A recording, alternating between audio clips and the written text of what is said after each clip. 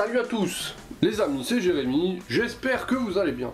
Aujourd'hui, nouvelle vidéo et ça fait plaisir parce que j'ai pas fait de vidéo, j'ai fait qu'une seule vidéo la semaine dernière. Bon voilà, manque de temps, j'ai pas pu faire d'autres vidéos. Mais là normalement le temps m'est revenu, donc ça devrait aller mieux. Et aujourd'hui les gens, une vidéo que tout le monde attendait, ça faisait un moment que j'en avais pas fait, c'est le retour de mes lectures manga. Alors comme vous l'avez vu dans la miniature, il y a beaucoup de mangas parce que ben, voilà, comme j'ai pas fait de lecture manga le mois dernier, enfin très récemment, donc voilà, donc forcément il y a beaucoup de mangas. Donc j'ai quand même séparé le paquet en deux parce qu'il y en avait plus. J'ai essayé de garder le meilleur on va dire, et l'autre paquet ben, je le ferai un peu plus tard quand il y aura un peu plus de mangas qui arrivent. Donc on va commencer la vidéo sans plus tarder, c'est parti. On commence cette vidéo avec le tome 2 de Radiant. Alors si tu n'as pas vu ma vidéo du tome 1 de Radiant, je te laisse aller la voir, je te la mets juste ici. J'avais surkiffé ce tome 1. Et le tome 2 est encore meilleur, j'adore Radiant. Pour ceux qui ne savent pas, Radiant est un manga français, donc voilà, il n'y a pas beaucoup de tomes. Je sais pas quand est-ce qu'il a commencé à être édité, mais je crois qu'il y a 8 ou 9 tomes de sortie, quelque chose comme ça. Et donc je suis tombé amoureux de Radiant, c'est vraiment ultra cool. C'est un peu dans le même délire que, ouais, graphiquement, on dirait du Wakfu. Vous voyez, Wakfu, la série TV que vous regardez sur France 3 avec les chocs à pic. Bon, voilà, ça ressemble à la même chose, grosso merdo. J'adore l'univers de Radiant, j'adore le personnage de Seth, il me fait délirer. Tout est fait dans ce manga pour que j'adore ce manga. Donc tu voudrais savoir un petit peu ce qui se passe dans ce tome 2, hein. C'est le but de la vidéo aussi, il faut pas se le mentir. Et ben écoute, Seth est arrivé sur l'île pour trouver du boulot, pour trouver le Radiant. Voilà, il cherche quelqu'un qui pourrait lui donner des infos pour trouver la force maléfique, le Radiant. Et il commence à se faire des amis, il commence à avoir du boulot. Il commence aussi à développer ses pouvoirs et ses techniques. Et très franchement, tu sens que le personnage est plutôt balèze quoi. Donc pour ceux qui connaissent pas Radiant, je vous le conseille, parce que déjà il n'y a pas beaucoup de tomes, et qu'en plus c'est français, donc je vous le conseille encore doublement. Et Radiant c'est trop cool, hein. Je fais que le dire depuis tout à l'heure, mais c'est vrai quoi, Radiant, c'est trop cool. Ensuite on passe au tome 19 de Blue Exorcist. Ce tome 19 je l'attendais avec impatience parce que le tome 18 m'avait laissé sur ma faim.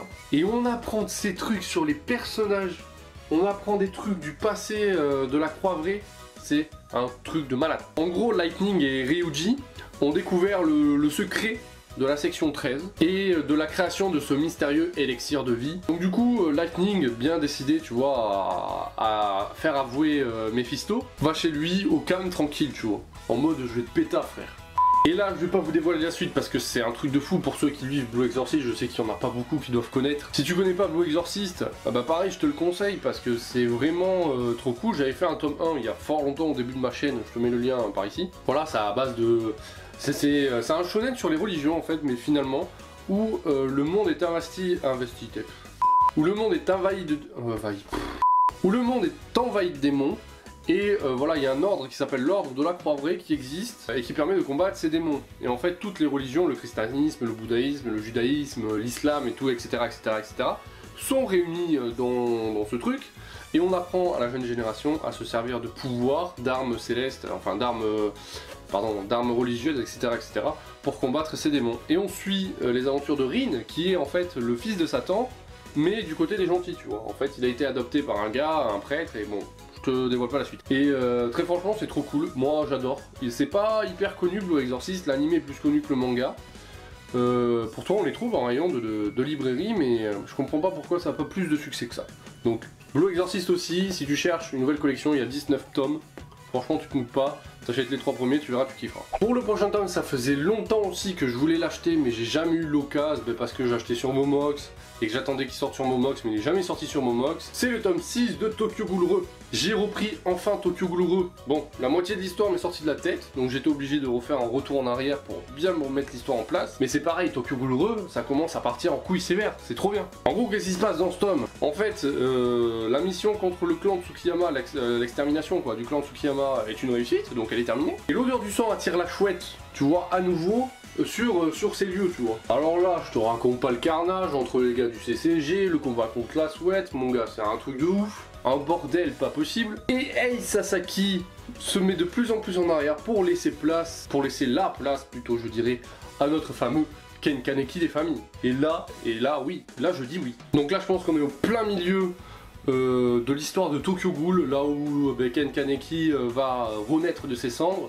où il va y avoir le combat final, je pense, contre le CCG, et surtout contre la chouette. Et donc on attend impatiemment le retour de Ken Kaneki des familles contre la chouette, tu vois, le boss ultime quoi. Et donc vu comment le Tokyo Ghoul s'est terminé, le combat de l'agent je sais plus comment face à Ken Kaneki, c'est extraordinaire ce combat. Pour ceux qui n'ont pas vu la fin de Tokyo Ghoul, je vais pas spoil, parce que ça serait gros bâtard, mais je pense que contre la chouette on peut s'attendre à un truc encore plus meilleur quoi. En suivant Tokyo Ghoul 2, nous avons le tome 14 et le tome 15 de Toriko. Toriko, pareil, shonen pas très connu parce que souvent détesté, mais voilà, c'est un shonen qui se prend pas la tête, moi j'aime bien, très franchement j'aime bien, ça parle de bouffe, il y a du combat, c'est le délire de Tokyo Ghoul. Le délire de Toriko, bah voilà, moi j'y adhère et pour l'instant ça me va. Qu'est-ce qui se passe dans ces deux tomes? Ah bah Toriko et Komatsu partent en mission pour le président de je sais plus quoi, de l'OIG, voilà, et ont pour but de chercher la denrée qui s'appelle la pourcière d'or. Ceux qui les amènent sur une montagne extrêmement haute, qui sont obligés bien sûr de monter à pied, sinon ce serait pas drôle. Et ils font la connaissance d'un gars qui s'appelle le Grand Coutelier. C'est un mec qui en fait construit des couteaux pour les plus grands noms du monde de Toriko, tu vois. C'est genre le couteau à 1 milliard quoi. Voilà, c'est pas le petit couteau des... Voilà, c'est pas genre l'Opinel que t'achètes à 20 € quoi. Non, non. Mais finalement, celui qui se présente n'est pas le vrai grand coutelier et Toriko part à sa recherche au niveau des grottes au fond de je sais pas où pour le sortir de la merde parce qu'apparemment il est dans le caca. Et donc dans le tome 15, tu te doutes bien, ils réussissent à choper cette poussière d'or et donc voilà, ils envoient au président de l'OIG, tout ça machin. Une nouvelle mission s'annonce, mais là Toriko ne peut pas la faire seule avec Komatsu, il est obligé d'appeler son ancien pote qui n'est autre que Zebra. Zebra est un criminel qui a carrément fait éteindre plusieurs espèces dans le monde de Toriko, parce qu'il les a juste bouffés le gars. Et donc Toriko a besoin de Zebra pour aller chercher ce qu'on appelle le Melocola. Et le Melocola se trouve dans une zone désertique sur la planète Terre de Toriko. Voilà un petit peu le résumé de ces deux tomes. Toriko, si tu veux pas te taper le manga, ce que je comprends parce que c'est pas forcément ton délire, tu as l'animé disponible sur YouTube je crois, partout dans l'internet du web. Tu te tapes les épisodes, tu vois si ça te plaît t'achètes les tomes, si ça te plaît pas tu passes à autre chose et voilà on passe au manga suivant, bien sûr. Le prochain tome, j'en parle dans toutes mes lectures manga en ce moment, c'est le tome 31 de Bleach. Comme tu le sais, je suis en train de m'établir une collection de Bleach. Je t'avouerai que Bleach, je retombe dedans, j'avais vu que l'animé, je le dis à chaque fois dans les vidéos, mais je le redis encore une fois. Là je lis les mangas et je suis en train de re-kiffer Bleach. Bleach, j'ai vu sur YouTube où j'ai entendu dire que les derniers arcs n'étaient pas les meilleurs, ils n'étaient pas folichons, que Bleach aurait mérité une autre fin. Bah, écoute, on m'a dit pareil de Naruto et pourtant tout le monde kiffe de Naruto. Et donc dans ce tome 31, la mission pour sauver Inoue est toujours en cours. Hein. Après avoir vaincu les Espadas, qui étaient fort faibles, nos héros combattent des armes car qui là sont à un autre level les gars. Et tout le monde a des petits soucis avec leurs propres ennemis, tu vois, ça commence à être fort compliqué. Et donc on a droit à des scènes de combat tellement stylées, et du coup Grimmjow veut reprendre sa revanche sur Ichigo, qui l'a quand même défoncé la gueule la dernière fois qu'ils se sont croisés. Donc voilà Bleach, normalement tu dois connaître, hein, c'est un classique du shonen j'ai envie de dire maintenant. Puis pareil, si tu veux savoir ce que ça donne, t'as l'animé sur Netflix, t'as l'animé sur internet du web, tu te le tapes, si ça te plaît t'achètes les tomes, si ça te plaît pas, tu n'achètes pas les tomes, en sachant que Bleach, il y a aussi beaucoup d'hors-série dans l'animé, hein. je préfère te le dire. Voilà. Maintenant on parle du tome 8 de One Punch Man. Alors ce tome 8, j'attendais extrêmement de le lire, et là je sais ce que tu te dis, wesh mais le tome 9 vient de sortir, comment t'as fait que t'es qu'au tome 8 et tout? J'ai pas eu le temps frère, j'ai pas eu le temps. J'ai ma petite fille qui est née, j'ai pas eu le temps, c'est un sacré bordel d'avoir un gosse, hein. Je te préviens, t'es pas prêt. Donc le tome 8, j'attendais impatiemment de pouvoir le lire parce que moi je me suis tapé toute l'animé, et l'animé s'arrête au tome 7. Et donc là on a la suite de One Punch Man, qui pour l'instant, je trouve, n'est pas folichon. Hein, sur le tome 8, c'est pas non plus d'une extrême puissance voilà, cosmique, c'est pas ouf. Alors pour te faire un petit résumé, on raconte que King, l'un des héros de classe S, est l'un des plus forts de tous les héros. Mais une mystérieuse organisation voilà, embauche des assassins pour tout simplement lui péter la gueule. Et donc, on apprend l'incroyable vérité sur King, et bien sûr nos héros sont là, Genos et Kuroko j'allais dire. N'importe quoi. Genos et Saitama voilà, interviennent parce que bon, la vérité n'est pas belle à voir. Donc voilà, comme je disais, ce tome là, il est pas oufissime. Voilà, on développe un personnage, le personnage de King, qui finalement sert un petit peu à rien dans le monde de One Punch Man. Hein. Genos est toujours sur sa quête de toujours devenir le plus fort pour pouvoir se venger. Et Saitama est toujours en mode voilà, je suis le plus fort, mais je ne veux pas que tout le monde sache que je suis le plus fort. T'as compris, il y a un oiseau. Donc voilà, tome 8, bon bah pas déçu, mais voilà, c'est bof quoi. Je vais voir avec le tome 9 ce que ça donne.